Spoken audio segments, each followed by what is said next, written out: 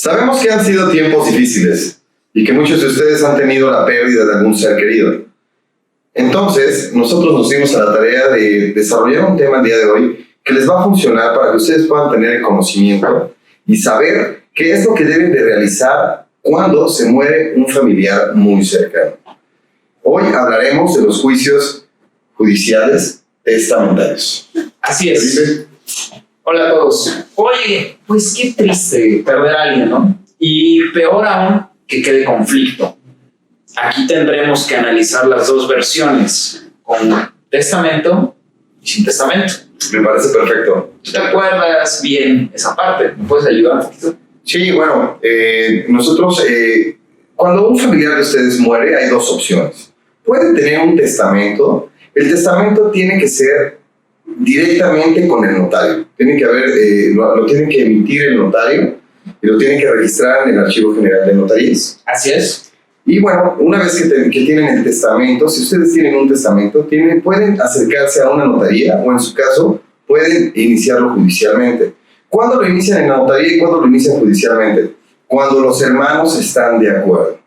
Si uno de los hermanos no está de acuerdo con la repartición o con el contenido del testamento, no va a ser posible que se lleve a cabo con una notaría. ¿Estás de acuerdo? Sí, o sea, aquí lo que pasaría, mi querido Juan, es que tendríamos que iniciarlo vía judicial. Y en la parte judicial es donde prácticamente se va a iniciar todo un proceso de dirimir todas esas controversias, de poder ver si efectivamente tiene razón el que está en contra o qué tal si le viciaron la voluntad al testamento, al que hizo el testamento precisamente. Bueno, esa parte, en caso de que se tenga que llevar judicialmente y los hermanos no estén de acuerdo, déjenme hacerles saber a todos, para que ustedes estén conscientes, que este tipo de juicios puede llevarse hasta 10 o 20 años.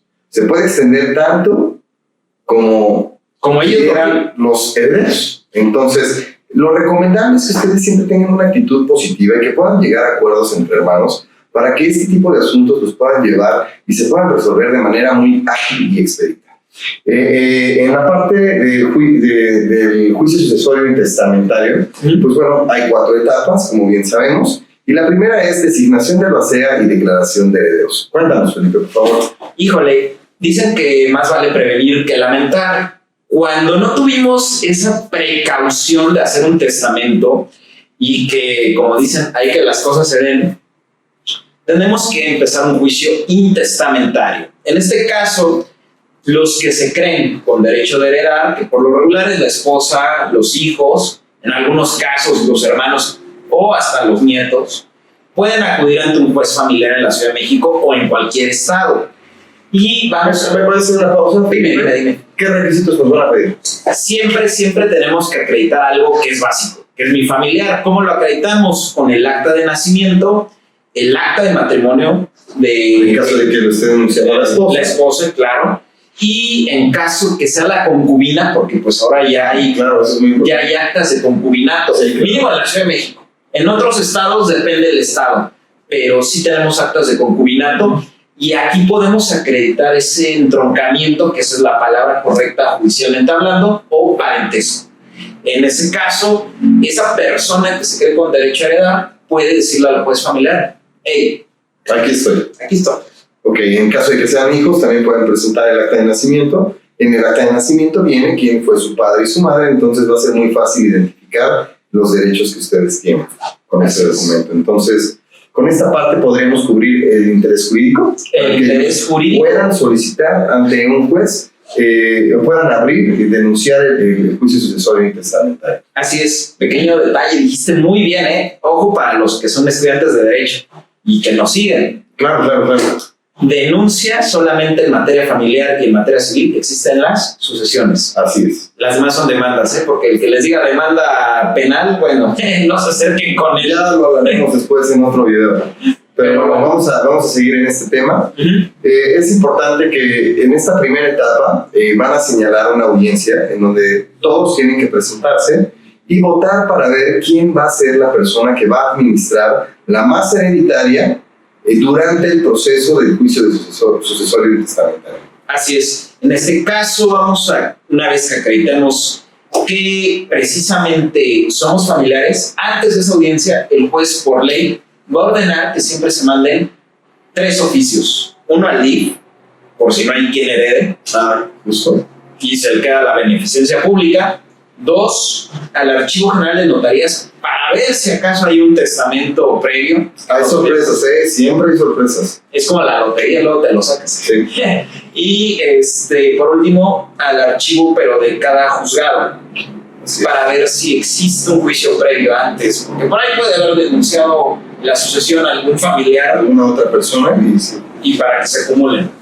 En dado caso que no haya testamento, Bueno, voy a hacer un paréntesis. Acumular significa que en caso de que ya hayan denunciado algún otro juicio sucesorio, se van a juntar el que acaban de solicitar nuestros clientes con el que ya existe. así es. Bueno, sigue. Gracias. Se me olvidó. Y una vez que no exista testamento, pues se señala esta audiencia, se declara con 2 testigos. Es muy importante señalar 2 testigos que no sean familiares, ojo, porque si son familiares, pues se prestan siempre a ayudar a la familia que tiene interés. Sí, el juez no lo toma como bien visto. Entonces es mejor presentar testigos que no tengan relación familiar. Así es, 2 testiguitos que sean vecinos, alguien que conozca, sea contemporáneo inclusive de la edad del difunto, o como lo decimos en los abogados, ¿De cuyos? eso. Y con esto logramos acreditar quiénes son los hijos. Hay que descartar que se hayan adoptado, que se hayan reconocido hijos fuera del matrimonio, o que exista otra pareja o concubina. En este caso, bueno, eso es lo que va a suceder en esta parte. Y el día que se celebre la audiencia, lo único que va a hacer el juez es presentarlos a todos y les va a comentar que ellos los va a reconocer como herederos y va a solicitar que realicen una votación para ver quién va a ser el albacea. Así es. Este nuevo albacea, pues muchas veces lo malinterpretan, creen que son dueños de los bienes. No son los dueños, sin embargo, sí administran los bienes, es parte de sus obligaciones. Y como es una obligación administrar los bienes para el bien de los herederos, obviamente también se cobra un porcentaje al final del juicio por llevar a cabo esa administración, que si no mal recuerdo es del 2.5%. 2.5% y en algunos estados hasta el 5%. Bueno, eso depende de cada estado, pero bueno, es una idea para que ustedes lo tengan. Y con esto, bueno, pues prácticamente cerramos la primera etapa, ¿estás de acuerdo? Así es. La segunda etapa es inventarios y avalúos. Esta etapa es muy interesante, al menos en la Ciudad de México. Son muy estrictos, se tiene que presentar escrituras de todos los bienes inmuebles que estén a nombre de cuyos. Y bueno, y también se tiene que presentar, se tiene que acompañar un avalúo por cada propiedad que se presente.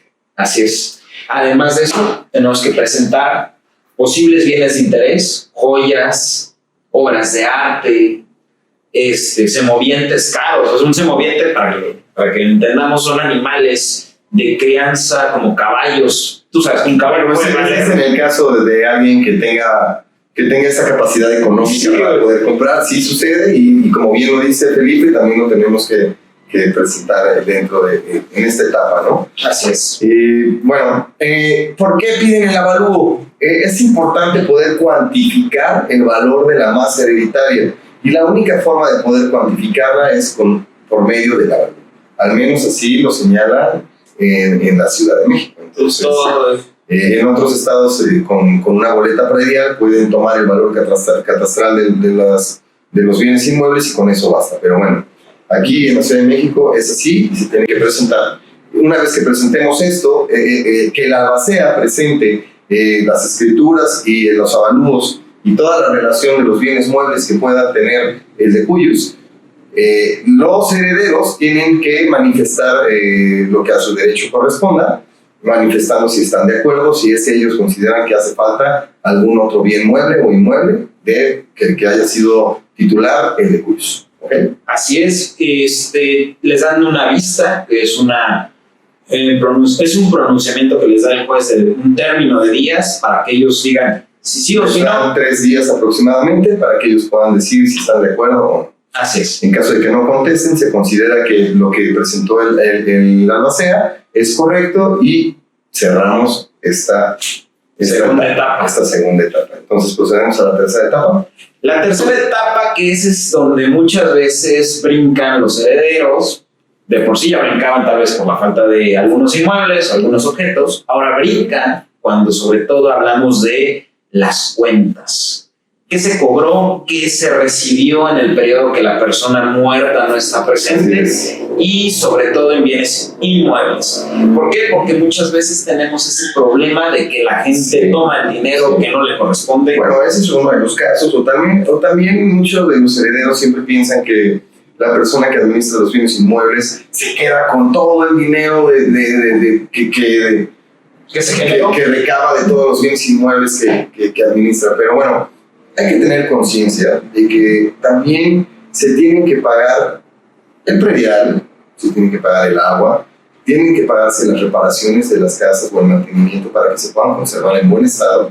Y eso también, ahí en esta etapa es donde la albacea presenta todos los gastos que tuvo y todas las entradas de dinero con respecto a los bienes inmuebles o muebles que tengan en la masa hereditaria.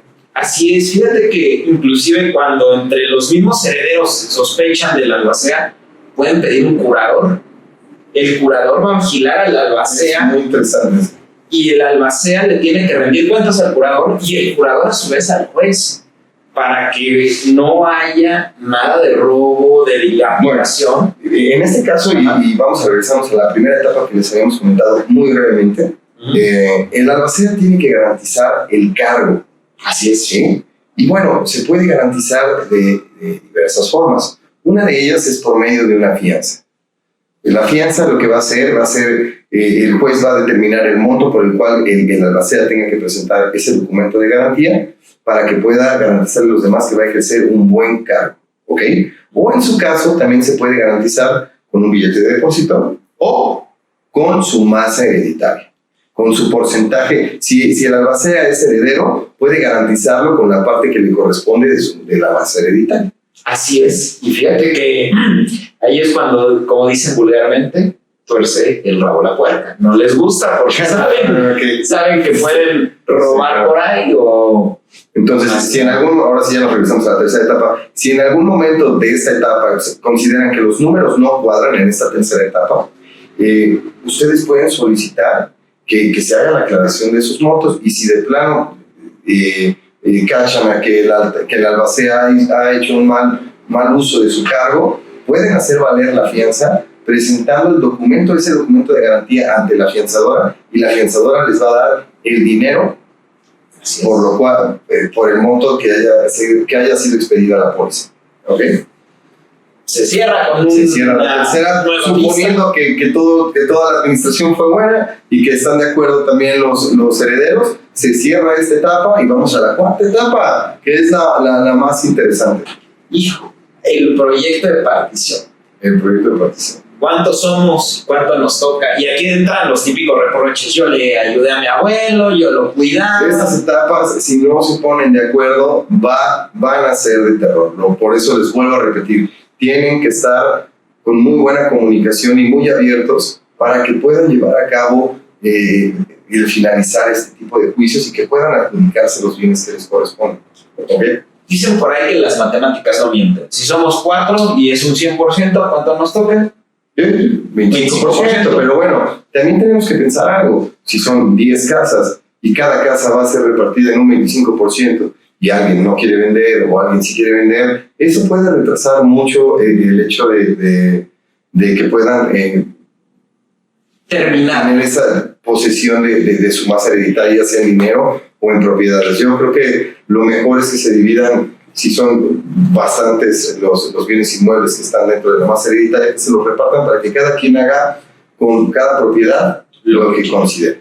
¿Sí? Sí, claro, y ese es en el mejor de los casos. Si estamos en un caso donde la masa es chiquita, pues sí tener la conciencia de que es mejor tener el efectivo o si se tiene la posibilidad de comprarle a los otros hermanos, y los otros hermanos estar conscientes de que es mejor recibir el dinero en el momento a estarse peleando 10 años que no saben, con esto que está pasando en el mundo, si van a vivir, y mejor recibir ese dinero y que la otra persona haga lo que considere con la parte de la persona. O peor aún, cuando se nos muere precisamente un heredero, Sí, entran hasta claro. los nietos. Si se llegara a morir el heredero, y este video nunca terminaría, porque tendríamos que repetir los procesos, se tiene que repetir todo el proceso de nueva cuenta hasta el punto en que llegue una herbacea que represente los intereses del heredero.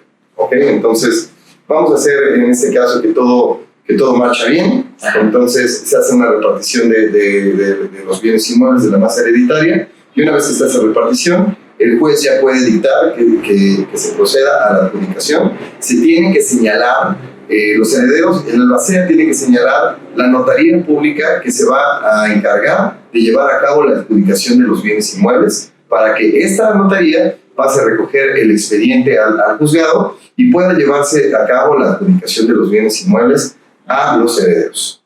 Así es. Y bueno, con esto yo creo que ya terminamos, a excepción de que tú quieras hacer alguna recomendación. Pues la mejor recomendación que se puede hacer en estos casos es siempre dejar las cosas listas. Si sientes que te va a tocar, o bueno, alguien tiene la idea de comprar, ese comentario que hizo es muy importante. Existe algo que se llama las jornadas notariales. exacto. Y en estas jornadas notariales dan un precio, Es especial. un descuento que no se da en todo el año, se da en el mes de septiembre, Ese es el para que precio. puedan ustedes llevar a cabo su testamento. El precio del testamento, si no 2,000 pesos. o 1,500, dependiendo Dependiendo la la zona. y la zona. Puede ser de 1,500 pesos. Entonces, por 1,500 pesos te puedes ahorrar mucho dinero y que se peleen tus hijos o tus herederos. Entonces, te invitamos a que vayas a esas jornadas notariales, dejes todo claro, para que en un futuro no se estén peleando las personas que vayan a heredar. ¿Ok? Pues esto ha sido todo. Les agradecemos que estén aquí. Esperemos que estos videos les sirvan a ustedes y que sea una herramienta para que puedan tener más conocimiento de este tipo de asuntos y los lleven con mucha practicidad. Síganos para más consejos legales. Bye.